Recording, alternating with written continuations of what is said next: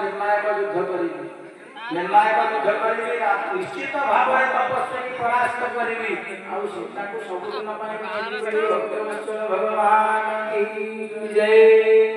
रावण युद्ध भूमि को बाहर इंद्र थरे विजय थरे तुलसीदास सुंदर भाव कर्म करिसंती विजय कहौ गति अनुधीन ध्याई देहु वचन सुनी नाथ बड़ाई।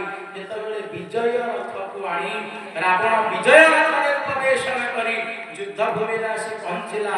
राम एवं रावण भितर युद्ध होइछि संध्या होइछि संध्या पर युद्ध निष्प्रभ होला एवं ता पर दिन पुनर्बार जेतबेले युद्ध आरंभ होइछि लक्ष्मण एवं रावण भितर युद्ध आरंभ होला बोली भक्तवत्सल भगवान की जय।